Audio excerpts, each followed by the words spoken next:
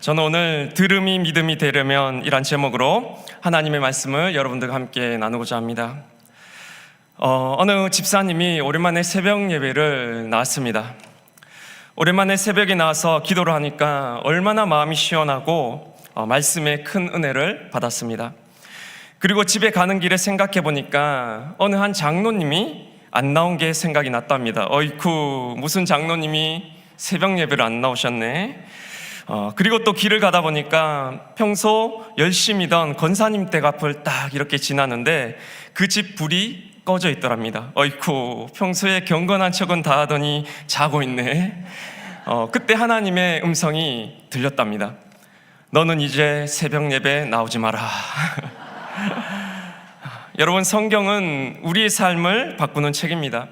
그런데 언제 우리의 삶이 바뀌는지 아십니까? 내게 주시는 말씀으로 이 성경을 읽을 때 우리들의 삶이 바뀝니다. 남에게 주시는 말씀, 김 집사님, 권사님이 들어야 할 말씀, 누구에게나 다 하는 말씀이 아니라 오늘 나에게 주시는 하나님의 말씀으로 이 말씀이 다가올 때 그것이 우리의 삶을 바꾸고 나를 변화시키게 되는 것이기 때문입니다. 오늘 본문 17절에 보면 그러므로 믿음은 들음에서 나며 들음은 그리스도의 말씀으로 말미암았느니라고 말합니다. 믿음은 들음에서 난답니다. 듣지도 않았는데 어떻게 믿을 수 있겠냐? 듣는 것이 중요하다. 그 말씀은 옳습니다. 하지만 이 말씀은 단순히 들어야 된다는 말씀을 하고자 함이 아닙니다. 제대로 들어야 한다는 뜻입니다. 다시 말해 귀로 들어야 된다가 아니라 가슴으로 들어야 된다라는 뜻입니다. 청력을 말하는 것이 아니라 듣는 마음을 이야기하는 것입니다. 그래서 오늘 말씀은 믿음은 들음에서 나며 이 앞부분에 방점이 있는 것이 아니라 뒷부분, 들음은 그리스도의 말씀으로 말미암았느니라의 강조점이 있다고 할 수가 있습니다. 성경의 말씀으로 번역된 단어는 헬라어로 두 가지가 사용됩니다. 하나는 로고스라는 단어를 말씀으로 번역합니다. 또 하나는 레마라는 단어를 말씀으로 번역하죠. 둘 다 말씀입니다. 그런데 로고스가 기록된 말씀, 진리의 말씀, 성경의 문자적인 말씀을 의미한다면 레마는 뭡니까? 레마는 바로 그 말씀을 뜻하는 것입니다. 지금 여기서 나에게 주시는 그 말씀. 제가 아는 교회 중에 교회 이름이 참 특이했는데 그 교회라는 이름이 있었습니다. 철치가 아니라 더 철치였습니다. 왜 그런 이름을 지었냐고 했더니 세상에 수많은 교회들이 있다는 거예요. 그런데 하나님이 찾으시는 교회는 없다. 그래서 하나님이 찾으시는 그 교회가 되자라는 뜻으로 그 이름을 지었다고 하였습니다. 이처럼 레마라는 것은 우리가 매일 접하고 있는 수많은 성경책의 문자적인 말씀이 아닙니다. 바로 그 말씀인 거예요. 지금 나에게 말씀하고 계시는 그 말씀을 뜻할 때 바로 이 레마라는 단어를 사용한다라는 것입니다. 그렇다면 오늘 말씀에 믿음은 들음에서 나며 들음은 그리스도의 말씀으로 말미암았느니라고 할 때 이 말씀은 로고스가 쓰였겠습니까? 레마가 쓰였겠습니까? 어떻게 하셨습니까? 바로 레마가 사용되었습니다. 그러면 오늘의 본문이 어떻게 해석되겠습니까? 믿음은 단순히 들으면 생긴다가 아니라는 것입니다. 뒷구절 18절에 보면 이스라엘이 못 들어서 못 믿었다고 합니까? 아닙니다. 그들이 듣지 아니하였느냐? 들었다. 충분히 많이 들었다. 그 소리가 온 땅에 퍼졌다라고 말합니다. 그런데 왜 이스라엘이 믿지 못했다고 말합니까? 바로 그 말씀이 되지 못했기 때문입니다. 믿음은 들음에서 납니다. 그런데 그 들음은 지금 여기 나에게 주시는 그 말씀으로 들려지게 될 때 우리에게 바로 믿음이 생겨나게 되기 때문입니다. 이것이 바로 믿음은 들음에서 나며 들음은 말씀으로 말미암았다의 참 뜻이다라는 것입니다. 신년 초에 저희 교회가 성경 통독을 했습니다. 아침 7시부터 저녁 9시까지 일주일을 꼬박 이 자리에서 성경 말씀을 읽으시는 그 성도님들을 보면서 제가 정말 존경스러웠습니다. 저야 잠깐 마이크 잡고 성경 통독 읽는 거지만 하루 종일 이곳에서 말씀을 읽으시면서 첫날에는 성경책만 들고 오시더니 그 다음 날에는 방석도 들고 오시고 이불도 생겨나시고 셋째 날 되니까 독서대, 비타민에 영양제가 곳곳에서 생겨나는 그런 오병이의 역사가 나타나는 현장을 보면서 와, 이렇게 힘드신데도 말씀을 사모하시는 그 모습에 정말로 감동을 했었습니다. 그래서 기도할 때면 정말 축복해 드리고 싶더라고요. 하나님, 이렇게 말씀을 사모하시는 성도님들을 마음껏 축복해 달라고 그렇게 기도를 했었습니다. 그런데 제가 성경을 마이크로 잡고 읽어드리다가 한 번은 저도 모르게 눈물이 왈칵하고 나왔던 적이 있었습니다. 눈물은 나는데 만약 내가 여기서 울었다가는 평생 놀림감 될 것 같은 거예요. 안 그래도 신입인데 신입이 성경 통독하다가 울면 어떻게 되겠습니까? 소문이 얼마나 퍼지겠습니까? 그래서 제가 이를 악물고 눈물을 참은 적이 있었는데 아무도 모르셨죠? 그런데 그 성경 본문이 어디였냐면 바로 시편 136편이었습니다. 여호와께 감사하라. 그는 선하시며 그 인자하심이 영원하미로다. 기이한 일들을 행하시는 이에게 감사하라. 그는 선하시며 그 인자하심이 영원하미로다. 홍해를 가르신 이에게 감사하라. 그는 선하시며 그 인자하심이 영원하미로다. 그 인자하심이 영원하미로다. 그 인자하심이 영원하미로다. 이 문구가 계속해서 반복되는 시편의 말씀이었는데, 그 말씀을 한 번 읽고 두 번 읽고 세 번 읽다 보니까 어느새 저희 상황과 연결이 되기 시작하는 것이었습니다. 제가 캐나다에서 한국에 오자마자 공항에서 캐리어 들고 송구 영신 예배 와서 부임한 거 여러분 아십니까? 정말로 캐리어 들고 왔었습니다. 올 때도 캐나다에서 짐을 다 싸고 정리한다고 정말 힘들었었거든요. 그리고 바로 부임을 해서 첫 주부터 새벽 예배 와서 저녁 9시까지 성경 통독을 했잖아요. 시차가 안 맞아서 밤에는 잠도 못 자고, 집에 뭐 가구가 있습니까? 밥솥이 있습니까? 베개 하나가 있습니까?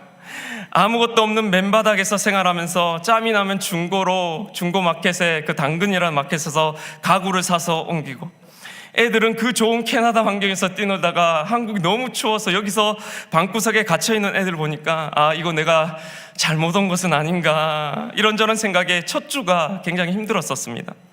그때 제가 이 시편의 말씀을 그날 마이크를 잡고 소리내서 읽는데 어느덧 제 가슴 속에서 이 말씀이 이렇게 들려지는 것이었습니다. 캐나다에서 한국으로 돌아오게 하신 이에게 감사하라. 그는 선하시며 그 인자하심이 영원하미로다. 나로 하여금 잠잘 곳이 있게 하신 주님께 감사하라. 그는 선하시며 그 인자하심이 영원하미로다. 좋은 교회로 인도하여 주신 이에게 감사하라. 그는 선하시며 그 인자하심이 영원하미로다. 좋은 목사님과 성도님들을 만나게 하신 이에게 감사하라. 그 인자하심이 영원하미로다. 이 말씀을 한 번 읽고 두 번 읽고 10번 읽고 총 26번을 반복하여 읽는 가운데 정말로 이 말씀이 저에게 믿어지기 시작하는 것이었습니다. 좋은 일이든 나쁜 일이든 기쁨이든 절망이든 할 것 없이 하나님께서 정말로 내 모든 인생을 다스리고 계시는구나. 나의 안고서는 일과 나의 모든 인생을 하나님이 그냥 다스리는 것이 아니라 그의 선하심과 인자함으로 지금 또 여전히 다스리고 계신다라는 그 사실이 저에게 가슴으로 믿어지기 시작하는 것이었습니다. 사랑하는 성도 여러분, 지금도 하나님이 주의 선하심과 인자하심으로 여러분의 인생을 다스리고 계십니다. 주의 선하심과 인자하심을 믿으실 수 있기를 바랍니다. 그래서 그때 제가 성경 통독을 마치고 점심시간 때 제가 이렇게 기도를 했었습니다. 내가 말씀을 읽는 것이 아니라 말씀이 나를 읽고 내 삶을 조율하는 시간이 되게 하여 주시옵소서. 각자에게 주시는 레마의 말씀이 되기를 간구했던 것이었습니다. 사랑하는 성도 여러분, 내게 주시는 하나님의 말씀이 없으면 우리는 힘이 없을 때가 참 많이 있습니다. 하나님의 자녀인데 힘이 없는 거예요. 이 치열한 현실을 살아낼 수가 없다라는 것입니다. 그 말씀이 있을 때 우리는 일어날 수 있기 때문입니다. 그러면 어떻게 해야 하나님의 말씀을 들을 수 있는지 아십니까? 나에게 주시는 레마의 말씀을 들으려면 어떻게 해야 하는 것일까요? 시편에 보면 여호와를 높이라라는 말씀이 있습니다. 좋은 말씀이죠. 우리는 여호와를 높이고 싶습니다. 그러면 여호와를 한번 높여 보세요. 여러분 어떻게 하시겠습니까? 어떤 분들은 찬양을 해서 하나님을 높이려고 하실 거고, 어떤 분들은 찬양과 영광을 받기에 합당하신 오 주여라고 이런 말씀을 통해서 하나님을 높이려고 할 것입니다. 그런데 여호와를 높이는 진짜 방법이 뭔지 아십니까? 여호와를 높이는 진짜 방법은 내가 낮아지는 것입니다. 내가 낮아질 때 하나님은 높아집니다. 내가 나를 낮출 때 여호와는 높임을 받게 되는 것이기 때문입니다. 마찬가지로 하나님의 말씀을 듣기 위해서는 어떻게 해야 되는지 아십니까? 내 귀를 기울이는 것이 아닙니다. 내 자아의 목소리가 작아지면 들립니다. 주님 앞에 나의 자아를 내려놓고 주님을 주인으로 모시는 듣는 마음이 될 때 말씀이 들려지게 되는 것이기 때문입니다. 듣는 마음이 중요하다라는 것입니다. 솔로몬이 1000번제를 드린 그날 밤 하나님께서 솔로몬에게 나타나셔서 말씀합니다. 내가 너에게 무엇을 해줄까? 그때 솔로몬이 뭐라 대답하냐면 열왕기상 3장 9절에 이르기를 누가 주의 이 많은 백성을 재판할 수 있사오리까? 듣는 마음을 종에게 주사 주의 백성을 재판하여 선악을 분별케 하옵소서. 뭘 달라고요? 듣는 마음을 주십시오. 듣는 귀가 아닙니다. 듣는 마음을 달라는 거예요. 청력을 달라는 것이 아닙니다. 주님을 주인으로 모시고 살 수 있는 종의 마음을 달라라는 것입니다. 주님보다 앞서는 것이 아니라 주님의 뒤를 따라갈 수 있는 듣는 마음을 달라는 것이기 때문입니다. 그래서 하나님이 이 대답을 그토록 기뻐하시고 그가 구하지 않는 부귀영화를 함께 그에게 주셨던 것이었습니다. 전 저희 교회에서 이 기도하는 게 너무 좋더라고요. 절대로 주님보다 앞서지 않게 하시고. 저는 이 기도가 너무나도 좋습니다. 저는 목사입니다. 목사는 설교를 할 때가 많습니다. 그런데 설교자들이 공통적으로 느끼는 것이 있는데 어떤 날은 설교문이 너무 잘 써지는 거예요. 그래서 설교문이 너무 잘 써져서 빨리 강단에 올라서고 싶을 때가 있습니다. 그래서 이제 올라서기만 해봐라, 이제 다 죽었다 하면서 자신감을 갖고 이렇게 설교하러 올라갔는데 설교를 막상 하니까 아무도 들어주지 않는 거예요.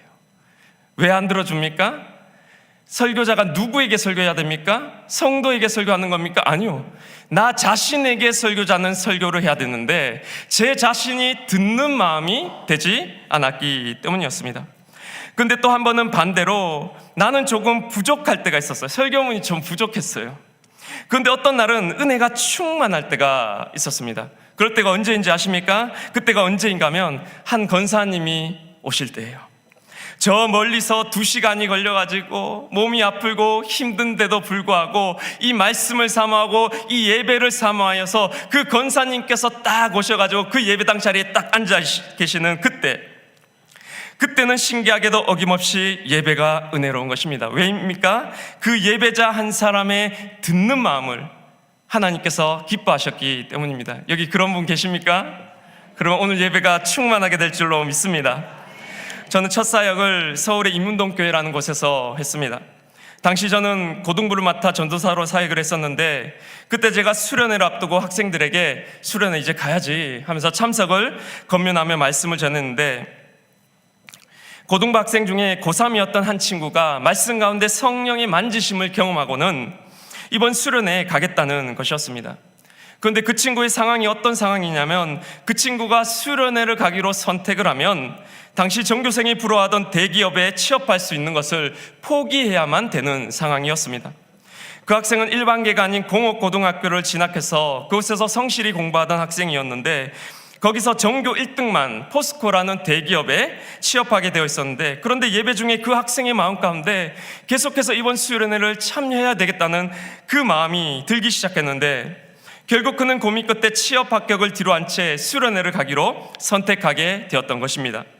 다음 주일 아침 그 소식을 들은 고등부 교사 선생님들이 하나둘씩 저를 찾아왔습니다. 그리고 이렇게 말하는 것이었습니다. 전도사님, 정말로 큰일 났습니다. 그 학생이 대기업에 이번에 합격을 하게 되었는데 수련회에 오려고 그것을 취소하겠답니다. 이게 말이 됩니까, 전도사님? 그 친구가 정신이 어떻게 된 것 같습니다. 좀 말려주세요, 전도사님 이러는 것이었습니다. 맞잖아요. 맞는 말이었습니다.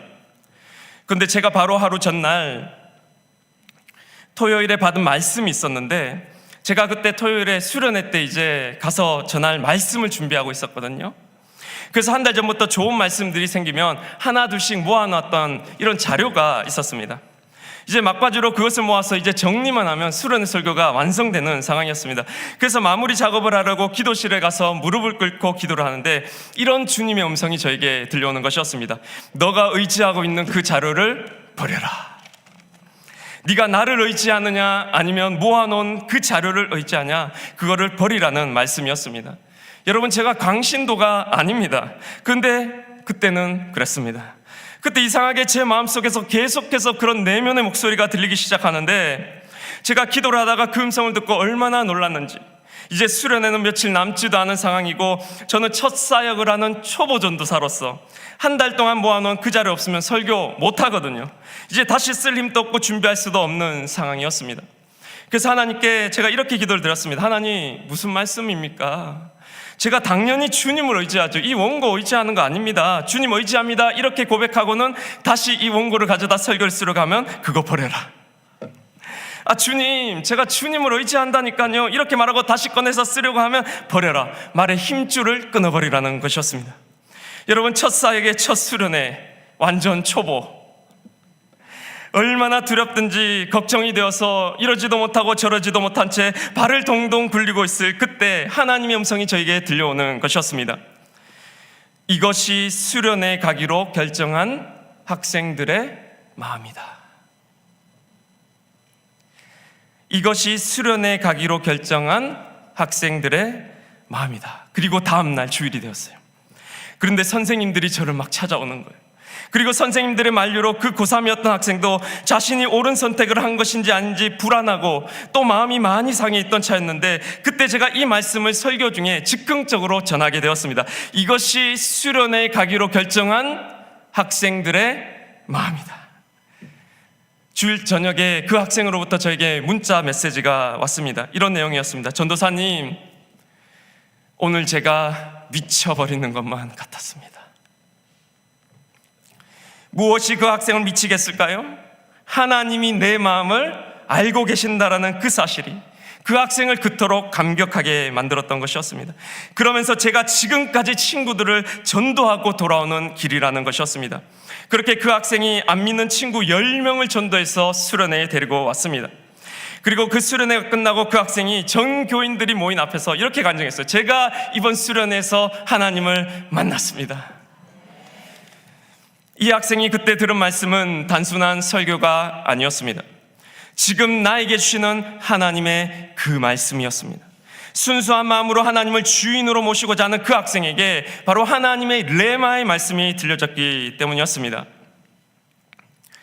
제가 이 이야기를 다른 교회에서도 한번 한 적이 있었는데, 그때 설교를 마치고 이제 집에 딱 가는데 저 멀리서 할머니 권사님이 전도사님 일로 와봐. 그런 거예요. 저 왜요 권사님 하니까 일로 빨리 와보래요. 그렇게 해서 제가 가니까 그 권사님이 하신 말씀이 그래서요 이러는 거예요. 아니 뭘 그래서는 뭐가 그래서요. 하나님 만났다고 했잖아요. 그러니까 그래서요. 아니 그래서가 뭐가 중요합니까? 두 번째로 좋은 기업에 갔죠 라고 그렇게 말하고 넘겼는데, 그 학생을 제가 8년 있다가 다시 만난 적이 있었습니다. 그래서 야, 너 요즘 어떻게 지내냐? 하나님 잘 믿고 있냐? 그랬더니 그 학생이 하는 말이 뭐냐면, 그 학생이 원래 공업고등학교를 다니는 학생이었는데 갑자기 공부에 빠져버리게 됐대요. 그래서 그 학생이 그 미국의 아이빌리그 대학 아시죠? 그 세계 10대 대학이 되는 그 아이빌리그 대학에 합격을 하고 외국계 기업에 들어가게 되었다고 이야기를 들었습니다.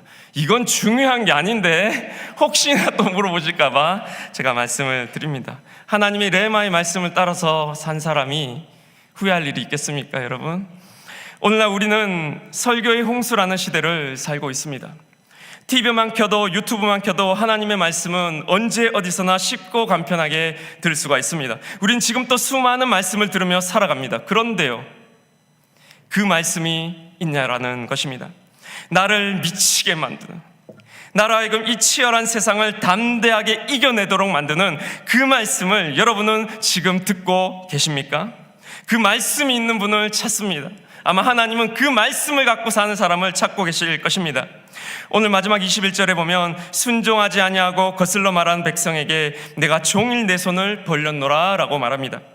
하나님의 말씀은, 하나님의 사랑은, 하나님의 능력은 종일 이스라엘을 향해 또 크리스천들을 향해 우리를 향해 펼쳐져 있었다는 것입니다.